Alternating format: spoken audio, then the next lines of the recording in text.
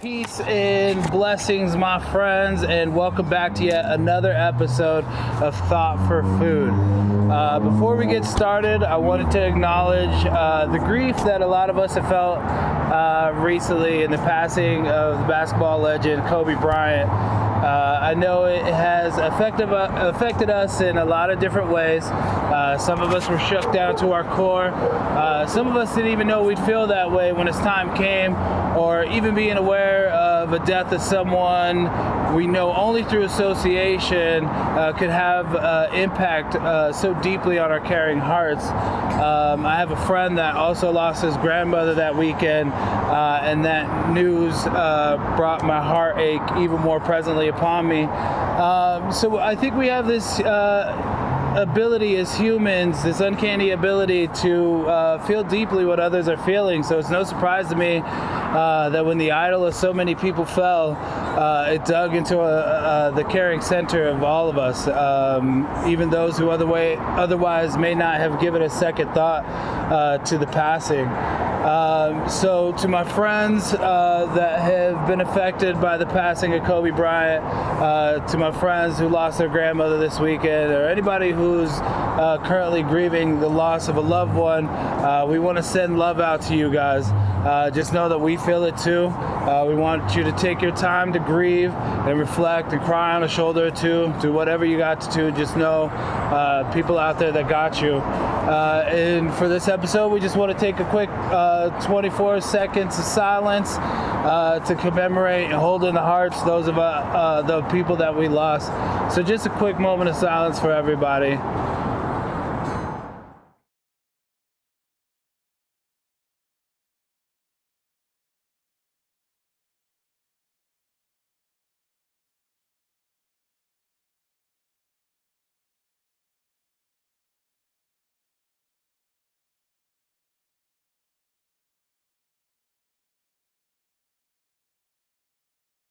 Alright, my friends, here we are at episode 3. We are at Ohana Grille, Hawaiian fusion eatery. We are right across the street from Sloan's Lake in Edgewater, Colorado. We have only a couple of Hawaiian places in Colorado, so it's nice when I come to Ohana because they always deliver. They always bring it. I love coming here and sitting in the island-themed dining room and diving right into 2 or 3 of the Spam musubi. There's a little rice and Spam that gets wrapped in a seaweed. It is phenomenal to die for. I'm a big fan. I walked in here yesterday to speak with the staff, permission to shoot here, talked with the manager Kara and the owner Rich, and they were so kind and accepting of us to have us shoot at their location. When I talked to Rich, the owner, also the chef, is originally from Hawaii, has been stationed out here in Denver, Colorado for 12 years now. Ohana started as a food truck and is now a restaurant, grew from there. If that's not inspiration, I don't know what is. I think, it's nice to see your vision come to fruition from a food truck all the way to a restaurant right here from Sloan's Lake. Is pretty cool. So, while we were talking about it, I asked Rich what it is that he liked about Denver, like over Hawaii, like why he settled here. And he simply pointed out the window towards Sloan's Lake, and that unmistakably gorgeous Denver city skyline. He said that view in particular reminds him of sitting on the ocean in Waikiki looking towards his city. So that keeps him connected to his homeland. I thought that was pretty fresh. So a huge thank you to Rich and his staff here at Ohana for gracing our city and our bellies with his fine establishment. Come check his place out and get you some delightful, innovative Hawaiian-fused cuisine. For today's conversation, I'm blessed to be joined by 2 really good friends of mine, a couple of friends I currently work with in the service industry, the beautiful and lively Chef Penny, and the Venezuelan heartthrob Ricardo Cordero. This is an exciting episode for me since we are, in fact, establishing 2 firsts on the show. The first woman on our show and the first person not born in the U.S. of A. I haven't checked his papers, but I have checked his his character, and he checks out. So Ricardo kind of does it all: a handyman, a photographer, positive energy bringer, the type of friend who will help you, no doubt, when you are in times of need. And then Chef Penny comes to us by way of New Orleans, has grown and clawed her way into becoming a mighty fine woman and with mighty fine cooking abilities, mighty fine friendship abilities. Just a wonderful person all around, both of these people. I love it when she comes out of nowhere in the middle of my shift and offers me up some food that she's cooked down in while I'm on the job. So it's nice to get you through a tough day when you get some fine Southern home cooking. It's always delightful. So here we go, friends. As always, thank you for watching. We here at Hybrid wish high power upon you. By now, you should know where to find and support us. Please tell your friends about our show. We'd love to have them be part of the conversation. As always, like, subscribe, and share. Find us at hybridco@gmail.com. Support us over at patreon.com/hybridcollective. Without further ado or delay, episode 3 of Thawt for Food is upon you. Let's go. Yeah, if you don't mind, just so we can get started. Yeah. Thank you. Okay, so we'll roll into it. Welcome everybody to episode 3 of Thawt for Food. Like I explained to you, I am here with Chef Penny. And the Venezuelan heartthrob Ricardo over there. Thank you guys so very much for coming and being a part of this with me. I'm really looking forward to this conversation. I think it'll be dope. We always have an incredible time when we work together. We do. So I thought this would be, I have a lot of respect for you, Penny, for people who have that culinary expertise, cooking. Like, I like to cook, but I know I'm nowhere near that level, you know what I mean? So, and then Ricardo, it's not every day you meet somebody that's from another country that's as down to earth and, connected as you are. I love what you do in helping out your people and helping out the community. And so I'm really looking forward to this conversation. So how are you guys doing today? I'm good. He didn't help me today. Yeah, we had a little miscommunication today. I thought I was going to die today. Penny was very this close to killing me. Nah, little scheduling. I was shaking when she got here. I was like, oh man, she might just come loaded up. Who knows? Penny has the ability to strike fear in the hearts of the most masculine man, I'm for sure. I just wanted to say that we do this, Luke, because we love you, man. I think everyone can feel you're a very high, very good, positive energy. So I think I definitely have a lot of hopes that you're gonna make it. We're already making nice, it. To be honest, brother, we're here for you, man. We're already making it, regardless if this video reaches 100,000 people or it reaches the 4 people that I know currently watch it every time it comes out. Doesn't even matter. This show is a success. It's in the success to people like you guys willing to come on and be a part of a conversation. So that's not a thing, you know what I mean? Right. We're already a success. My dude Aldo, again, helping us out. Hi, Aldo. Always, you know what I mean? It's just nice to get together, get creative towns together, and then put it out. You know what I mean? Eat some good food. Eat some good food. Yeah. Thank you, Ohana Grille, for that. Have you ever been to Hawaii? Either of you? No. You I want to go though. I would love to. Expensive, but I still want to go. It is expensive, but it's never stopped us before, right? True that. We spend our money all the time on things that That we want to do. Hawaii would have been. Is definitely one we could save up our money. For real. Take a trip I together. want to go to Jurassic Park one day, so I have to go to Hawaii. Is that? Oh, you mean where they filmed Jurassic Park? I was Is like, it? Is it? I mean, is it? How do you know? You never been? They actually have a Jurassic Park. Here, I'm gonna move this closer this way. But I know they filmed it there, right? That's definitely. Yeah, definitely. Okay. So, I didn't know that. Yeah. Have you ever created anything Hawaiian dish inspired? So we had a banquet at Winku. Yeah. It was a full buyout. Yeah. I think it was 500 people. This was last year sometime, and they had a Hawaiian-inspired menu that I came up with for those guys. So it was a variety of things that I had to come up with, and then I wrote them like a list of 20 things, and then they picked like 10 or 12 of them. Yeah. So. Was it difficult for you to come up with a Hawaiian menu since you typically don't cook that?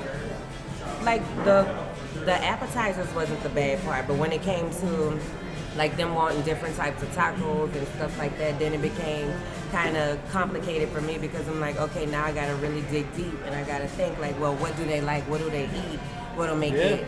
You know, what will they enjoy? So is that involved in like the research? Thank you, Karen.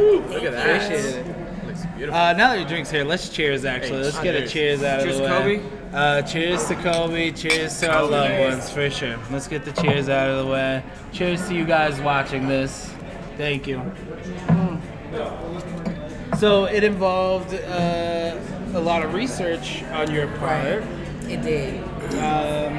So how would you describe like your typical culinary expertise? Is it down south home cooking or soul food? Do you have a name that you put on? Well, I do like a lot of Cajun food because of where I'm Cajun, from. yeah. But I can cook it all. So I did everything from like African inspired dishes. Like I do it all, you know, it's just when I don't do it as often. So when someone comes to me like with a specific menu, then I'm like, okay, so tell me more about it so that way I can make it happen for you. Because like the flavor is gonna be there, but what exactly are you looking for? Right. Okay. Yeah, for sure. And Penny will be the one to make it happen. I've known. Yeah, I've witnessed on many occasions the fried catfish and fried okra that we get That gumbo. consistently. Yeah, the gumbo. Honestly, which the is gumbo, I sell the available. gumbo so easily, and people are so happy every time they buy that.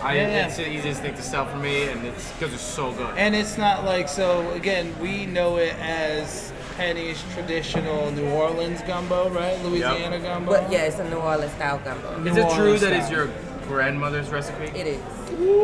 And It just, you I will just put not my be own little getting, twist to it. No twist you will to it, not gotcha. be getting, and nobody will be getting the recipe No. to ever. Like I tried. we sell I tried. it. Yeah, we sell it as And nobody knows what as it is. Chef Penny's gumbo at the Wing Coop. We don't tell you what's in it. No. You just sit and enjoy with a piece of cornbread. Yep. And that's it. And then, so like that differs from other gumbos how?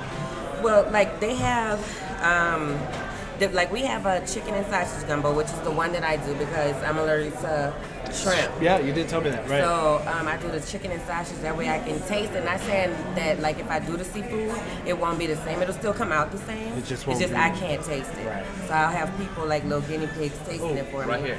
But All day. in different parts of the South, they do have people that add like different ingredients like to their liking. Sure. But we You know, won't talk about Like tomatoes and corn. Sure, yeah, I've and, had some with that. Right. And it's like, That's not more of a traditional that's gumbo. not how we make it. Right. So Gotcha. yeah. Makes sense. I like that. Yeah, I absolutely love the gumbo. And that was the thing for me, is like I always thought it did contain seafood as well. Right. And So then it is a tried the seafood oil. one, but It it's is. expensive, and like when you're cooking it in large batches like that, Right. it'll go bad faster because of all the because seafood of the that's seafood. in it. That makes sense. That makes sense. So it's not good for a restaurant setting where they need Right. to. I got you. That Right. makes sense. Unless it's like a mom and pop restaurant, so where you're making it every day, you're selling out of it every single day. Right. And So then you're it's like- remaking it every right. day as well.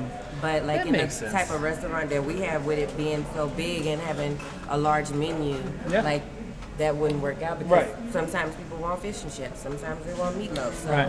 When the colder days, I mean, I've had so many people who seem regulars simply for the fact that we have gumbo, and like when we didn't have it on the menu a few months ago, I had Right. a few reasonably upset customers at true. the fact that we didn't have your gumbo.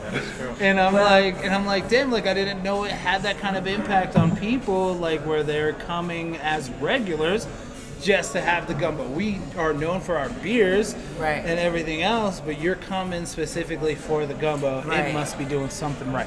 Right. You know what I and mean? like it was unfortunate that I had to take it off the menu because we had some pricing issues Okay. in the back of the house part.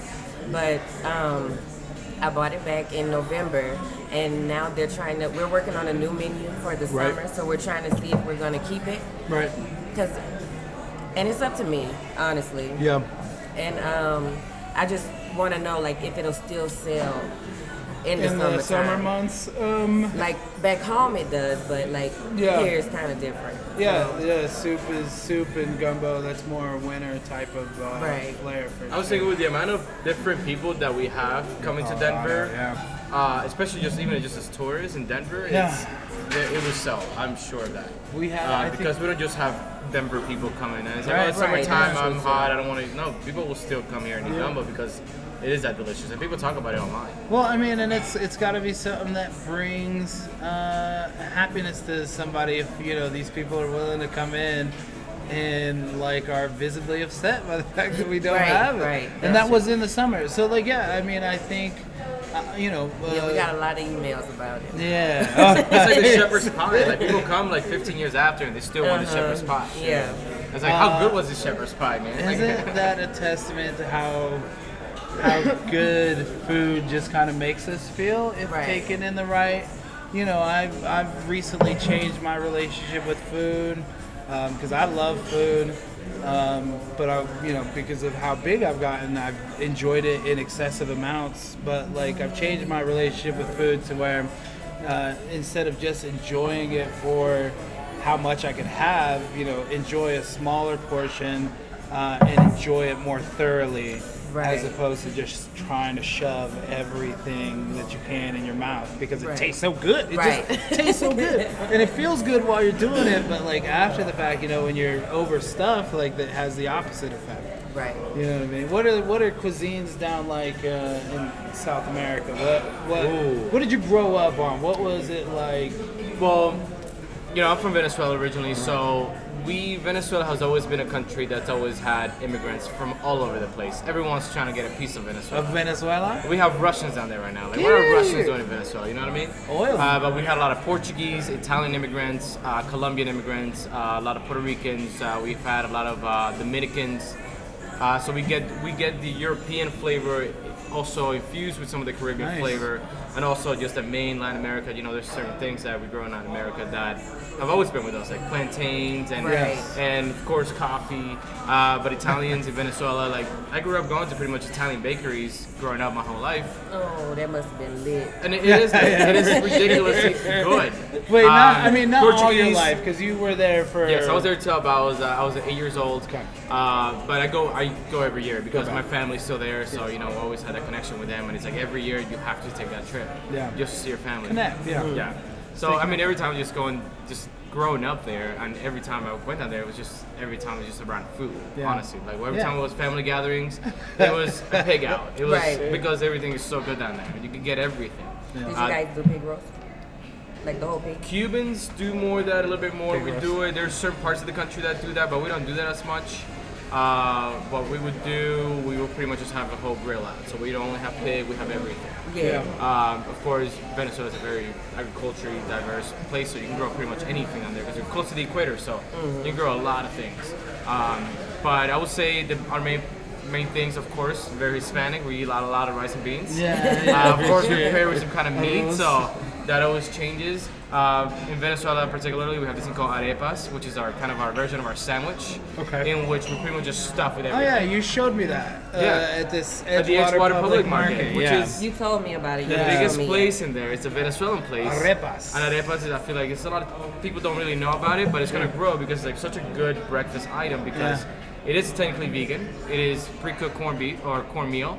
So that makes it vegan, and then you can just put any kind of vegetables or eggs or meat or chicken, anything you want. Yeah. So that's something that I think is gonna keep growing. There's like 3 or 4 different Venezuelan restaurants in the city, so I feel like people are gonna catch on a little bit more to I would say Venezuelan and South American food. Mm-hmm. There is one Colombian restaurant here, but it is very popular, but there's only 1 or 2. That's it. And it is very as diverse as it is.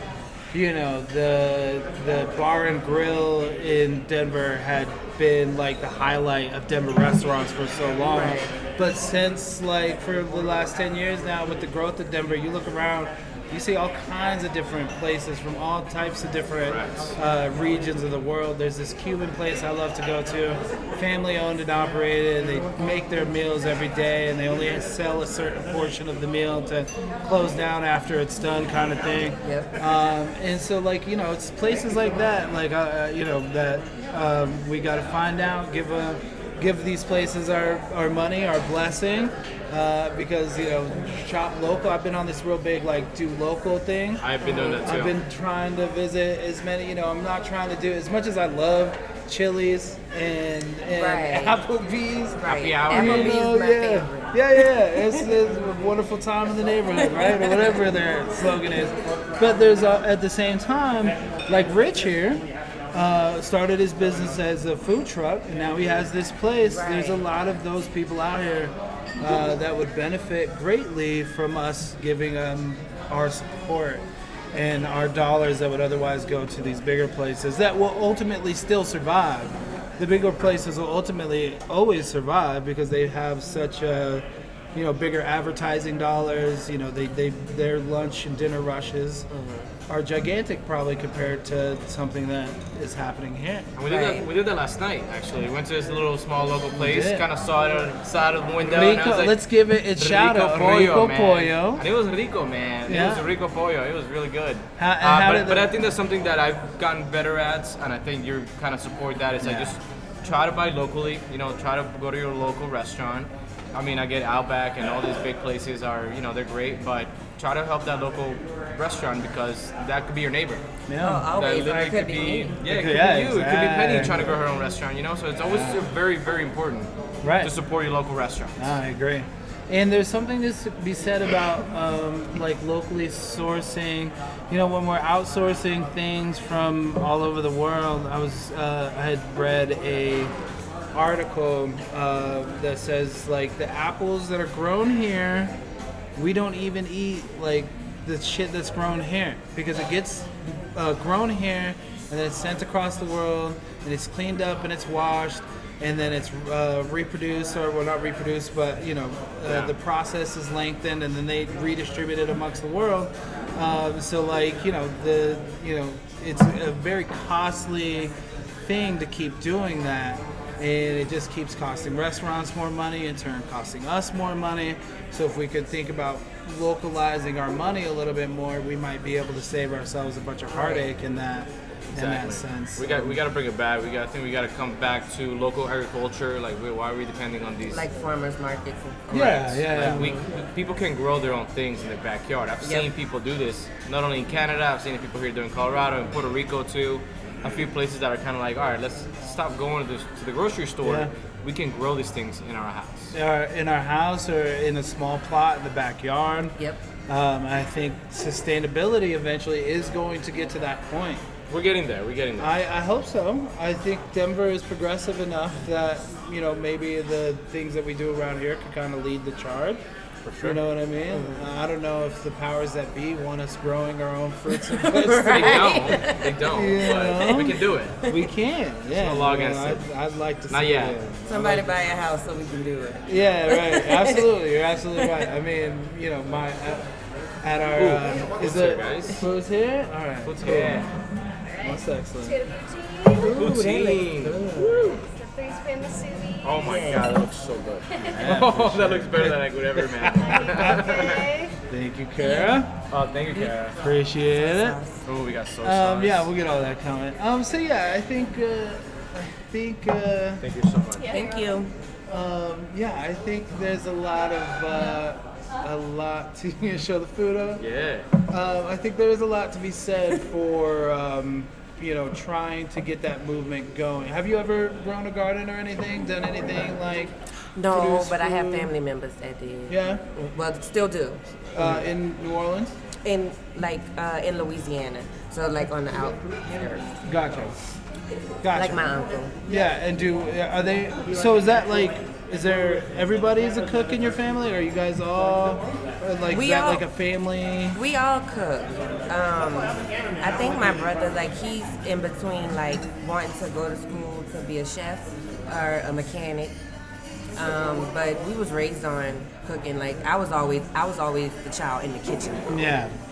So I For think sure. it stuck with me more than Did you go to culinary school? I did. Cool.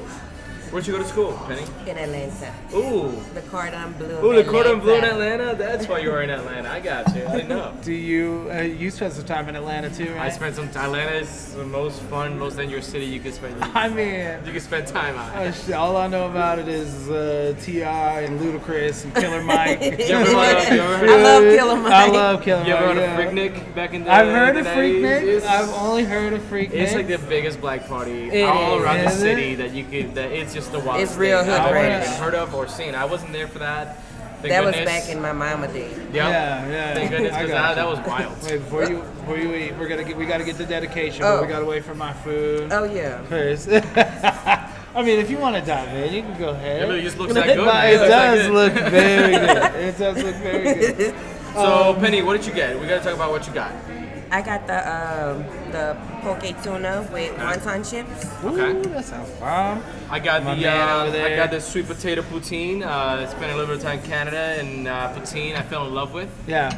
It is just one of the easiest, most comfort I food. Love me that you could ever some have. poutine. Thank you. Anything else you need? The mac salad. The Mac side of salad. mac salad. And what did you get, Mr. Luke? I got the teriyaki beef and chicken with a side of Hawaiian vegetables and slaw. And then that spam musubi. I don't know if y'all got a chance to see this. Look at this spam. This is ridiculous. Musubi. Just spam on rice and a seaweed and some sauce. That thing is amazing. Thank you, Ohana Grille, for this meal. Yes. All right, and like I told you guys before, when the meal comes out, we kind of give a dedication, kind of like saying grace to for our meals and for everything. I always start for tradition. Last episode we had, I gave a shout out to the construction workers in light of my dad. So this week, I want to give a shout out to all the angels in the outfield, I guess, in light of my mom, super caring individual. Just unconditionally gives love to the neighborhood, to everybody. And there's people like that in our society, that like our nurses that take care of people, the people in the old folks home that are taking care of people when they're passing in hospice care. And the firefighters, ambulance workers that got to deal with seeing death and dying every day. So this goes to the people that care for other human beings, for their livelihood, for their safety. So this meal is dedicated to all the angels playing the outfield. Thank you. And what you got? So I'm gonna just say amen to what Luke said because I can't top that. Yeah, of course you can. So There's no need to top it. No, it's nothing that I can I feel say. it. You I hear covered you. all of it. I hear you. No doubt. No worries. For you, sir? Honestly, man, for me, having a big meal like this, sort of like going out and how for people spending a lot of money out on food, it sort of hits heavy for me because I kind of saw how my Venezuelan folks have been struggling extremely hard. Just the whole political situation has been very bad. It's put a lot of people in very bad situations where they can't even afford food. Food's not even coming into the country. Right.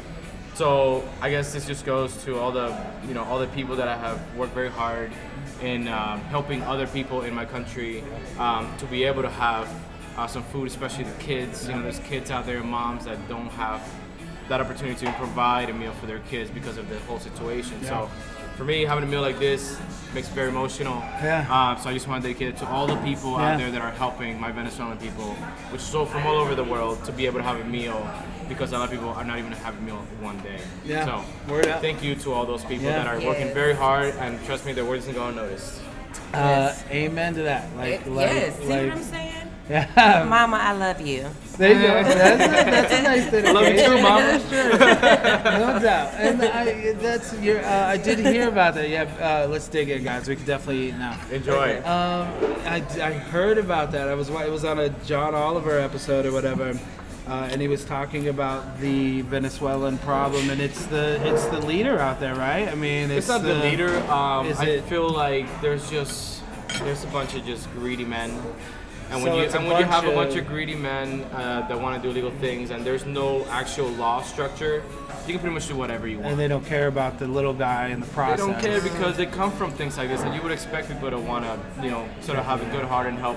But no, they're just pretty much just stealing everything and just forgetting about everyone else. Yeah. And that's what happens when you live in a lawless country. That's why I admire this country so much, because even though there is a lot of unlawful things that go on, there's still some kind of what is the word I'm looking for? Responsibility. Support? Yeah, Not responsibility, sure. but there's I can't think of it. Cohesion. There's a lot of cooperation. Not corporate. People are held accountable. There's a lot of accountability in this okay. country, Somewhat. and it's kind of getting proven by what's going on here in the political situation with Trump and Right. in the actual current trial. Kind of getting held accountable for some of the stuff he did. So, like I said, this is something that we're not seeing down in my country very much, which Accountability. This is the kind of thing that I do appreciate about living here, and I would never go back to live over there. Yeah. I don't want you to go back to live over there. I want you to stay right here with us. It's beautiful, but like I said, the law is kind of Yeah.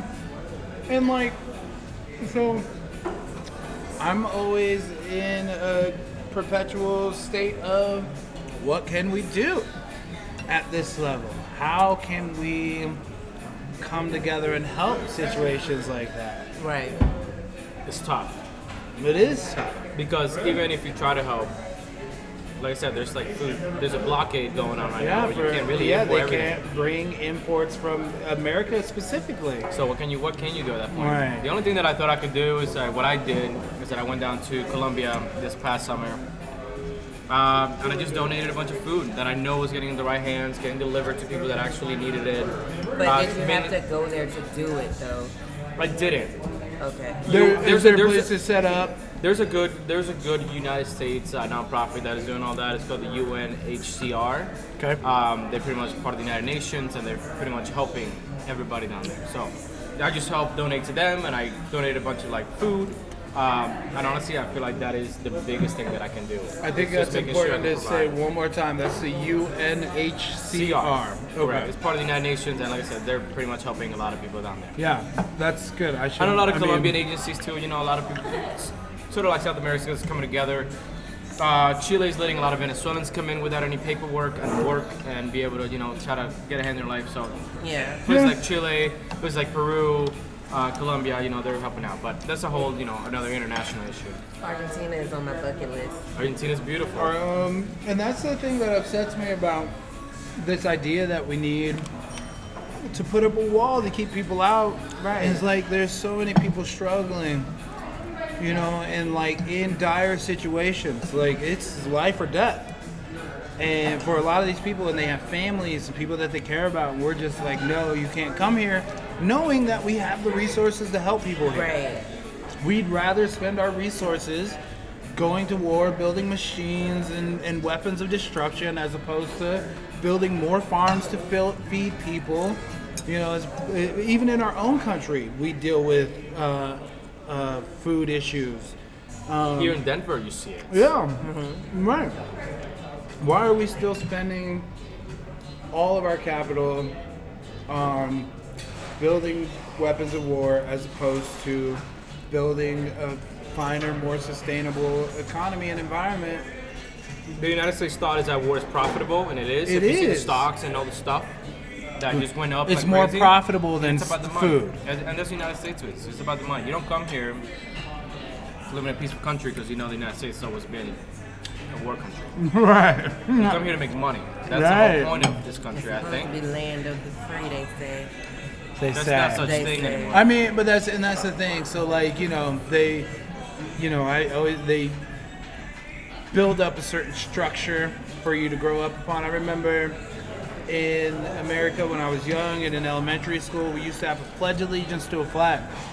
And this was before I even knew what pledging allegiance to anything was. Right. I didn't even know that I could pledge allegiance to my mom and dad for bringing me into this life. They wanted me to pledge allegiance to America. Right. Like, I will forever be in debt to your holiness, America. Thank you. Like, no, I could barely read and write at this point, and I know the lyrics to the Pledge of Allegiance word for word. And so it is. They absolutely do see much more profit. And, like, that's not freedom. I didn't get the freedom to choose to pledge allegiance to America. I was forced into that. So like you said, it's supposed to be the land of, a lot of us on this level don't see it as that. Right, and then it's like, it's crazy because when you go into talking about the Pledge of Allegiance and things like that, so they want you to pledge to this flag, but they don't want to teach you about slavery. Right. Oh, you're going. So we get deep with it. Right. We get so You know? deep. Yeah, To be honest with you, absolutely. it's just one of the things that I learned while living here. It's like the history. It's so Skewed. yes. Propagandized. They make Yep. it to be what they want it to be, so that you feel like you're living in this great country, so that you feel like you should pledge your allegiance to such a magnificent thing. Right. We slaughtered so many civilizations of Native Americans, slavery. It's a big issue, too. I mean, the list goes on and on. Not, whatever other conspiracy you want to throw in that America might or might not have done, possibility. You know what I mean? That is a possibility. So yeah, you're absolutely right. Here's something. Because it's like land of the free, but Colin can't take a knee. Yeah, exactly. Right. Like it's crazy. Not One thing- without any kind of backlash. Right. Not without being that same old, we're gonna paint this brush with a darker hue than it is intended, so that the people that we want to maintain allegiance to our country will do so. Like, they don't, because it could easily have been, man, this man is standing up for his First Amendment rights and the right to protest. Easily could have been, that's America. That's what we fight for. Yeah. Instead, it's not. Here's another ungrateful minority Yep. who doesn't like the little bit that we handed him, trying to get more. It's all about phrasing and perspective at that point. Because it easily could have been, no matter what race you are, that is an American idea. Doesn't matter, white or black, do it. We want you to do it. Right. We want you to do it. That's America. This is how we make social change. It doesn't change if we can't get our ideas around, our head around the ideas that America is founded on together. So I do have hopes, and I do believe it's going to change. I think our generation is going to change a lot of things that we, of course, seem I done sure wrong. hope so. I see it. I see it happening little by little, but it is going to take a little bit more time. little by little, and like the biggest shining example is the fact that we have, of all, what are we on, the 45th president now? There's been one blemish in color, so maybe that after 200 and some odd years of the same old same, maybe that's a good idea that we start inserting. And there's more minorities in Congress these days than there's ever been. More women in power now. So you're right. I also do have hope, but but we, like she said, we can't overlook the fact that all the things that got us to this point in the first place. Yep. We can't overlook the fact. I mean, we could talk about how great it'll be when we do have equality between men and women and all different races in this country. We can talk about that all we want, how nice it'll be that hopefully my children, I have a dream that my children, I am that dream realized, because I am born of a white mother and a black father, that, white children and black children can play in the same park together. Right. And here I am, you know what I mean? So we are what it looks like, what America is going to look like. Yeah, for Right. sure. In about 50, 75 years. Oh God, it's gonna take that long. It's going to take that long. We are going to be, like you said, our generation, and imagine the generation that comes after us that is going to be waiting for us to die off so that their things will start taking hold. Because that's what we're waiting on, right? Aren't we waiting for the generation above us to pass so that we can make these changes? Right. I think it's slowly happening. I think we got to choose the right leader next time to not push so much hatred, and then we'll be all right. Because there is still a lot of hatred in this country. It is. Penny And it and I, like we shows. mentioned, we lived in Georgia, and I saw it all the time. It shows. And Alabama and Mississippi is the worst. Mississippi is the worst. Have you experienced, I'm sure you have, do you have a moment in your heart of racism that sticks out more so than others? Were you ever fear of your life over a racist interaction or? No, Okay. because I laugh at it. Yeah. It's ignorance. It is. Yeah. You know why? Because it's like the same thing that you can do, I can do, and I could probably do it better. With more tact. Yeah. More tact, So more it's like- style. Yeah, more it's swag. like I don't let stuff like that bother me. I laugh at people like that. You know, it's crazy. Like nothing you can say can really hurt me. We're already at the bottom, right? So it's like, That's a good way to look at it. That's a good way to look at it. I mean, it was always that I'm rubber, you're glue. Whatever you say bounces off of me and sticks to you. That was the old childhood adage. Like that's when we were kids. Tell me shit. It's on you. I'm rubber, you're glue.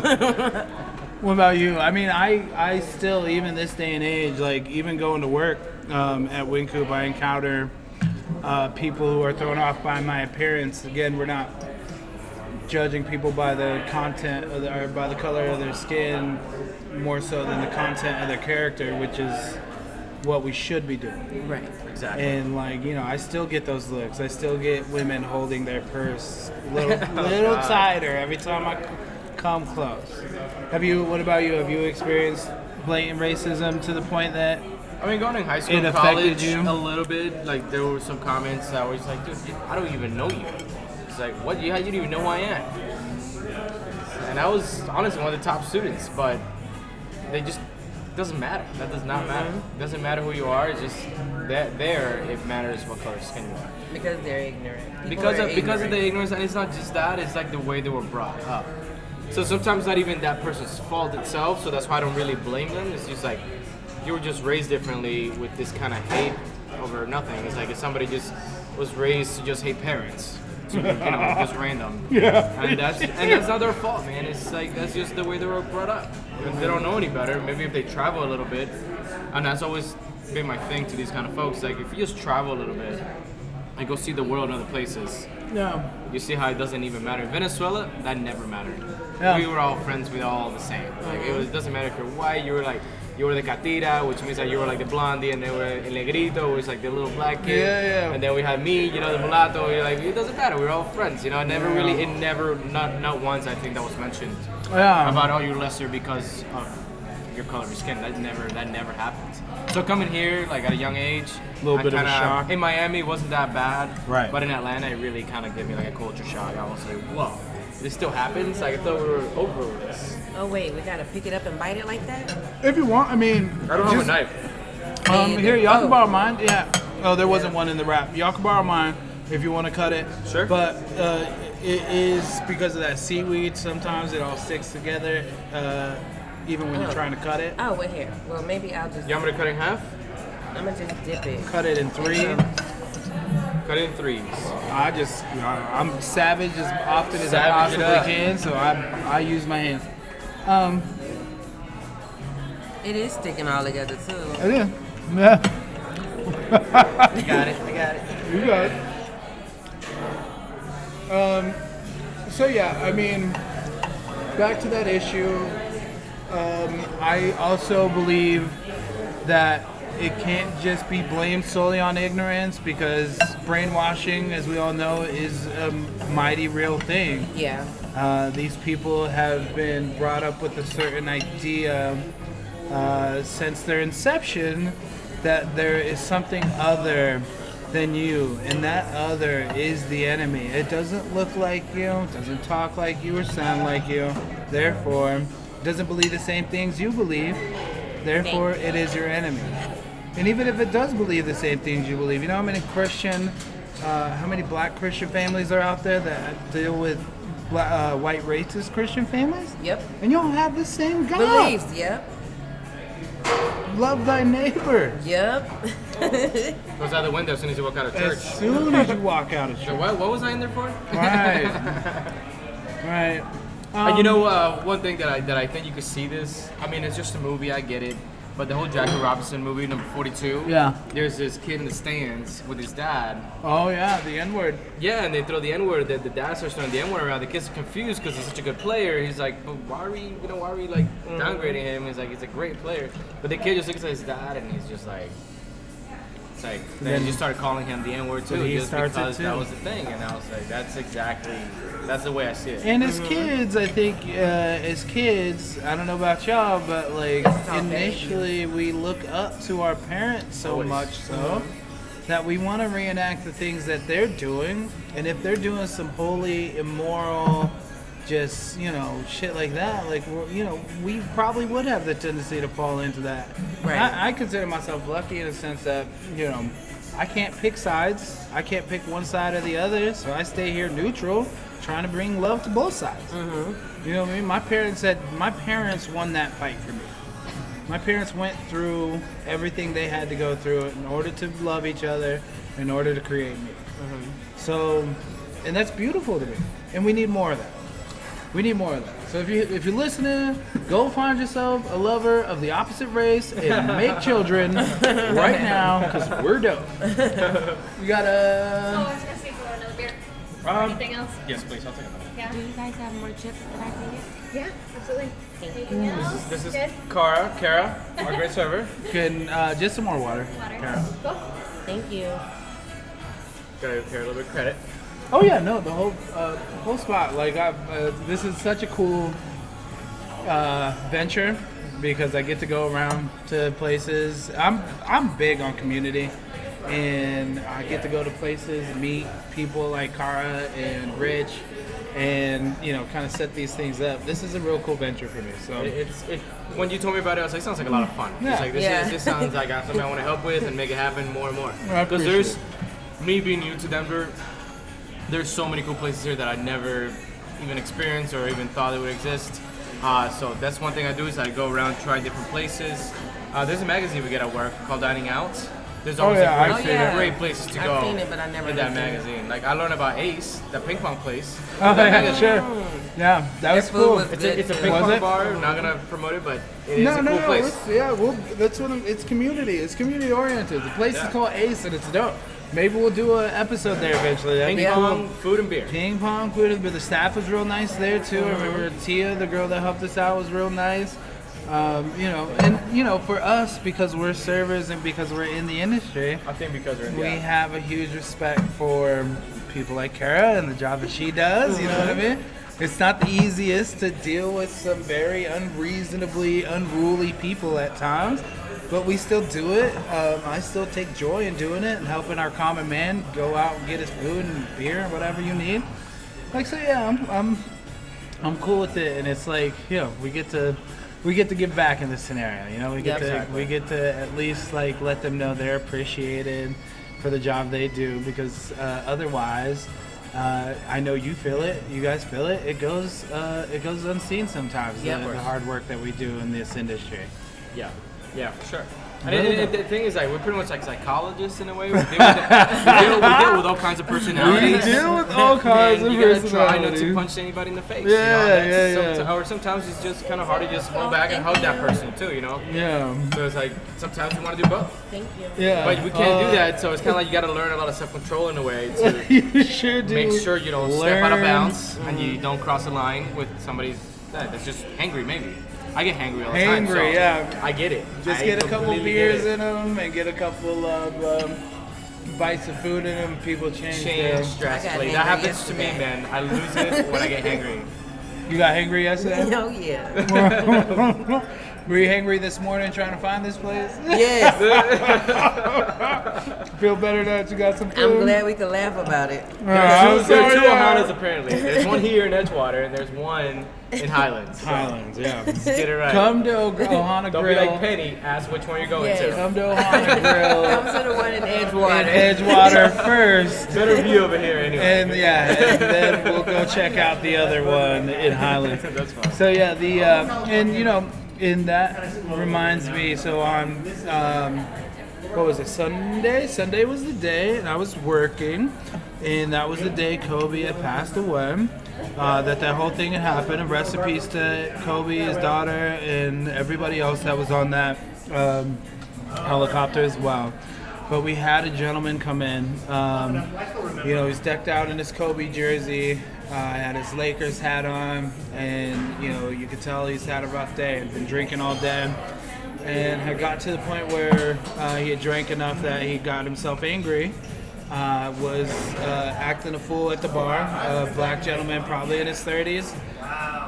And was... I was scared for everyone that day, by the way. I was scared. I was literally scared. I hear you. Yeah, he was acting irrational, but that's what happens when you get too emotional and drinky at the same time. He was big. He was like, what, 250? He's stocky too. Built. Big guy. I mean, I went Around on. what time was it? It was like 9. 8, 9. It was like 8 o'clock actually. I had to walk downstairs. I talked to him. I calmed him down. I mean, you got to understand that, in that situation, he's feeling so many feelings that he didn't even know he could feel. One of his heroes just died. I mean, and I always tried to disassociate myself with any kind of like hero or icon tendency, but he even affected me. I was hurt. It was hard. I mean, because I started thinking about, everybody else that's on the plane, and there was mothers with their kids and the father with their kids and Kobe with his kid, and they all went down with their kids. Yep. How frightening could that be? Your one sole purpose as a parent is to survive your kid, and you're not able. So aside from that, like I'm just touching on how it affects people. Like that gentleman that was there that night, he was definitely having the worst kind of day that you could have. He was out commemorating Kobe Bryant, and then walked back into Wynkoop Brewing. Was really agitated about something, but you could see it in his face. He's just not well. And so, like that brings me to like, how did you guys deal with the Kobe or that whole experience on Sunday? Well, like for me, I've been a Lakers fan since I was 10 years old. Okay. So that's, what, 19 years ago? Yeah. And that's when he first started playing for the Lakers. Right. But I can honestly say I wasn't a Lakers fan initially because of him, because like I said, that was his first year. Shaq Diesel. Yeah. LSU. And Kobe, you Yeah, know. So what got me into it was Rick Fox. Like, I used to see him, like, on TV and stuff, and I'm like, oh, my God, who's Rick. this man? Yeah, I'm 10, you know? oh, he's pretty. And I'm like, I want to watch this Rick game is just pretty. so you know. Uh-huh. So then, like, the more and more I watched it, I got into it. I was taught the game.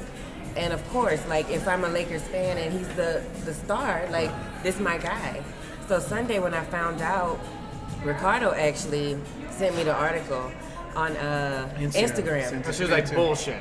And I thought was the like, same thing. I thought the no. same thing. Yeah. I'm like, anyway. Yeah. And then literally everybody at work started talking about it. Right. So I was like, well, can this be true? And then like me and him kept going back and forth on it. And I'm like, no, you know, like, Yeah. So it's like I went from a point of disbelief to just shock. And that's how I remained the whole night until I got home, and then I cried for like 2 hours. It was hard.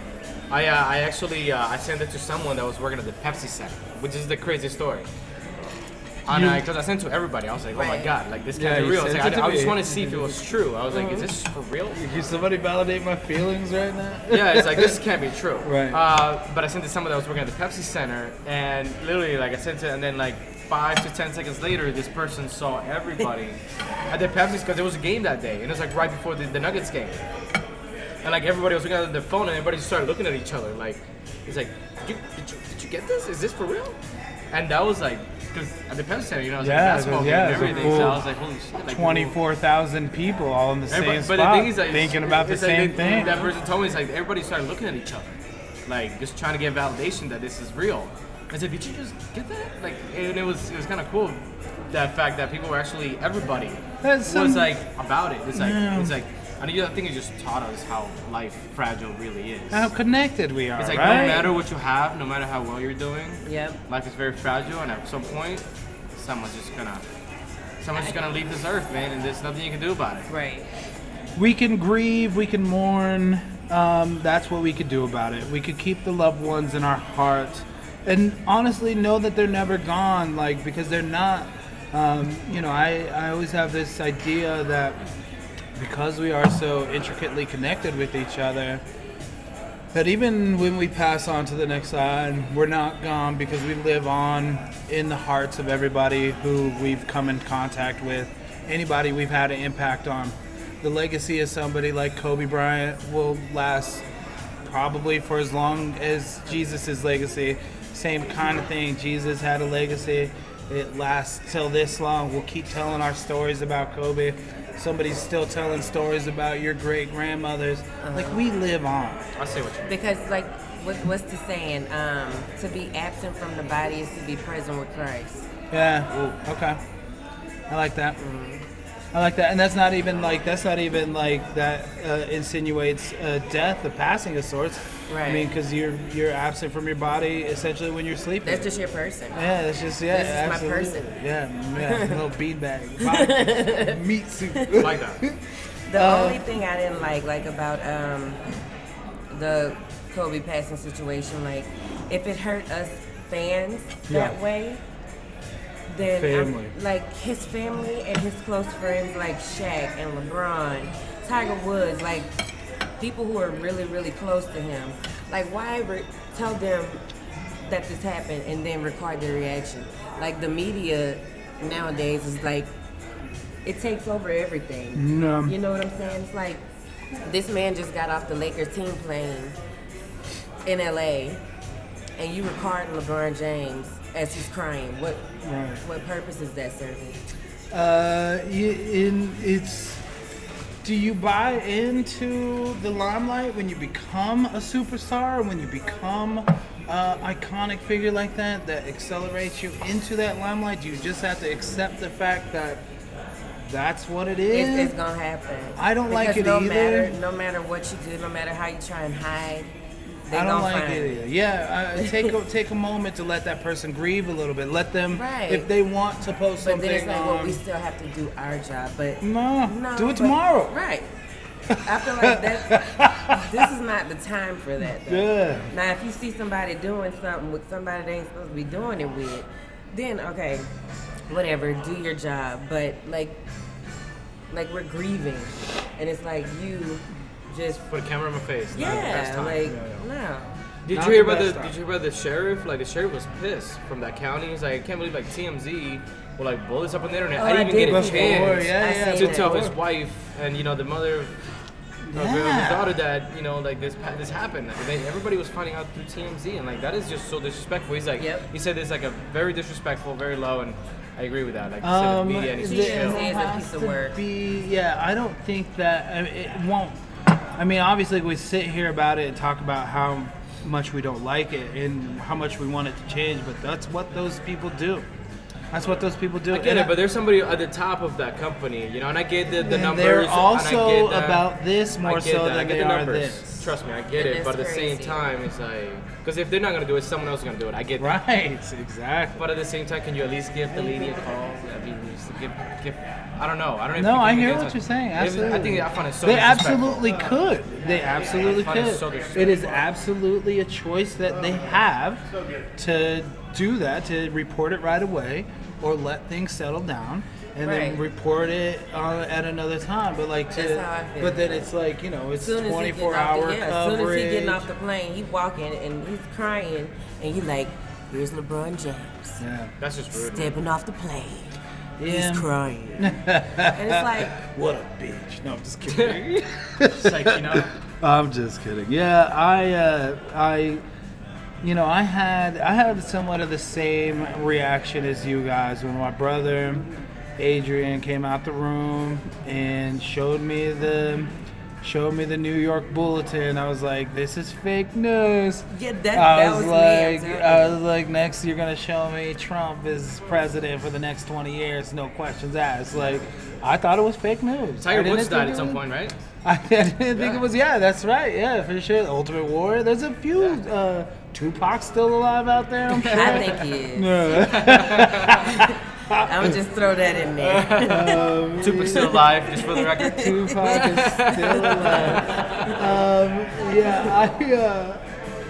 I mean, it's just, what is that about us? Like, and it started immediately. So maybe we need more of that. That distrust of the news information and sources that get pushed on us like right away. so that we don't get too involved in the story until all the facts come out, until more facts come out, to the actual authorities that had the possibility to investigate what happened and why it happened. I mean, there's already there's already conspiracies going around that somebody shot him down. And the wife set him up to get a check, and it's oh my God, she didn't get a check because she had a ring on her finger. They are fine. She don't need what does life she insurance? need? Life insurance. And then it's like, okay, well, if she did that, then why was a child on the plane, on the helicopter? Because they're going somewhere. They're going to practice. Yeah, motherfuckers. I want life insurance or some more money, so I'm going to send my child with you. Like, that's worth it. Right. No mom ever. No mom ever. Like, Ever. come on. No mom ever. Well, that's not true. Casey Anthony. Not Casey Anthony. Yeah. I guess that's, it. So we're not talking about. Maybe 99.9%. Yeah, sorry. Most moms. Right. Oh man. So yeah, that the story had broke. I disbelieved it. I couldn't believe it, and then it just kept coming out, and they started getting the pictures and everything. I was like, damn. No, and not so much for myself. Like, it affected me for sure, but I knew I was going to be more. Sorry. I was going to be more responsible for all my friends who had felt it on a more cellular level, just because of their ties to icons and stuff. And like, it definitely affected me. You know, I want to be there for everybody who goes through times of grieving, even in my time of grief. And that's this. And as unfortunate as it is, the blessing in it is as such as if you look around the world, it connected a lot of people. Yep.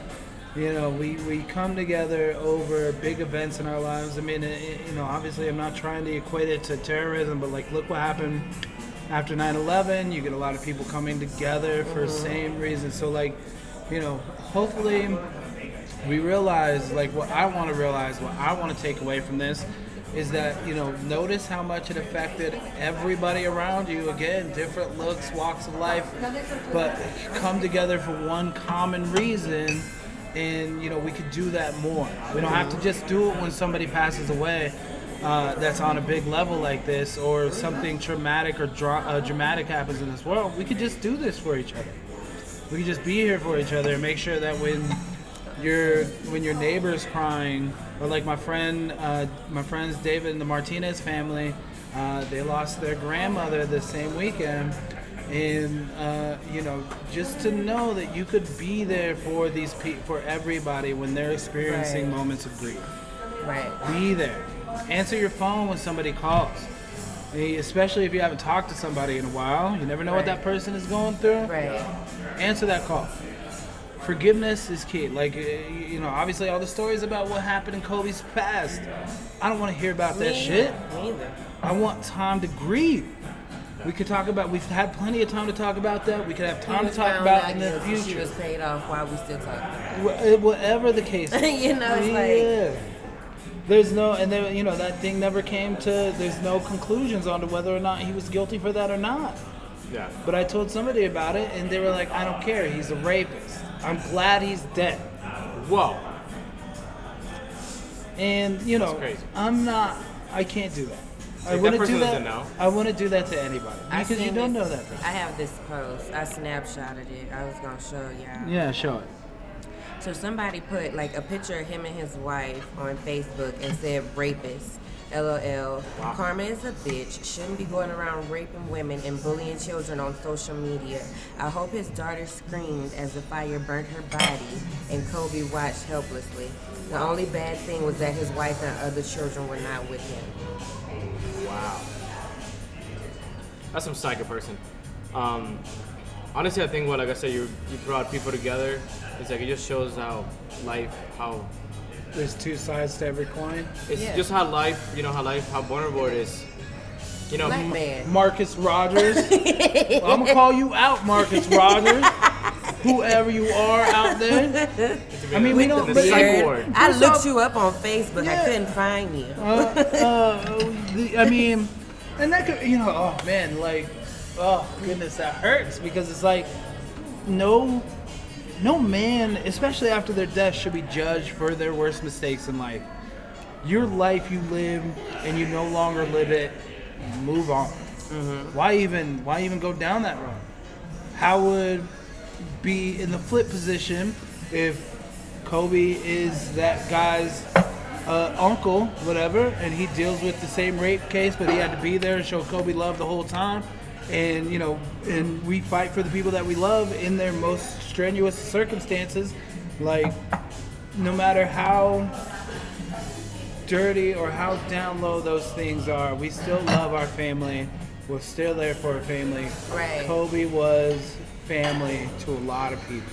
Think about the millions of kids he helped. Like, just by being a, what do you call it, A role model? a role model. Yeah.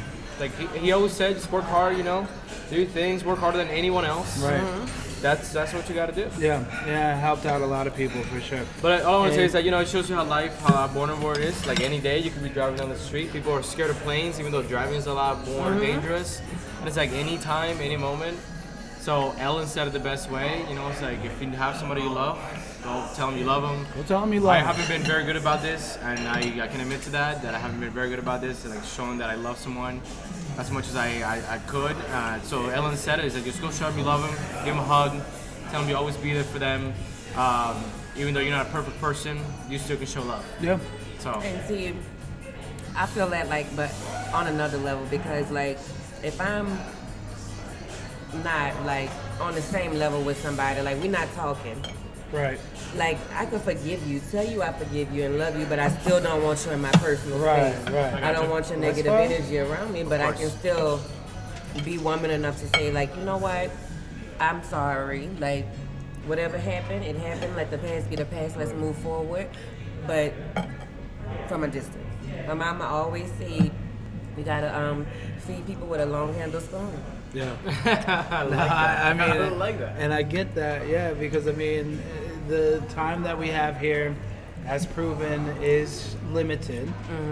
It is very limited, and we have this amount of time to get everything in that we can. And if somebody on the opposite side is trying to hold you back, or is literally holding you back, making you a worse person, then it is time to cut some of those people out. And it's not sure. It's not you.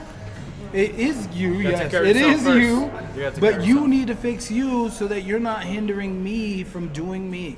For sure. From because if you're going to be this person that brings somebody else down, and they're just trying to be the light in somebody else's life, or whatever the case is, then you're not doing that person a service. Right. You could let that person go, and both of you might be better off.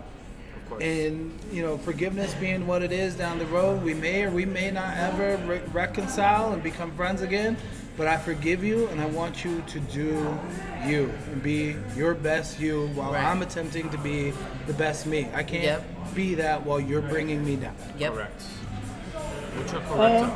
And I think that's a good leave, you guys. I think we've approached an hour. Thanks to Aldo and giving us the heads up that we reached an hour. I think that's a good leave. Well, that's it. Cheers to this amazing lunch. One last cheers to Ohana Grille. Ohana, Cheers, baby. Ohana. To all the employees in the service industry. Cheers to you guys. Thank Cheers, you guys. guys very much. I'd like to thank one more time Chef Penny and Ricardo for sitting down and having this conversation with me. I think that was fantastic. You guys, thank you very much. Let's do this again. Always Keep good pushing. hanging with you, Luke. Yes, it was Thank an you. honor. Thank you. I'm glad you guys came through and really helped sure. me out with this. And like we said, guys, go out and tell somebody you love them. Give them a hug. Somebody you haven't talked to in a while, long lost friend or whatever, you know how to reconnect with them. Go out there and reconnect with them. Tell them you love them, and know that I love you too. And we're all out to try to make everybody's lives just a little bit easier. That selfless service is what we're out for. So cheers to y'all. Episode 3 of Thawt for Food is in the books. One more time. Thank you guys. Peace to you. That's a really good combo, guys. Yeah, it was dope. That was really good. Thank you guys. That was cool. So that's how that works. That's Thawt for Food.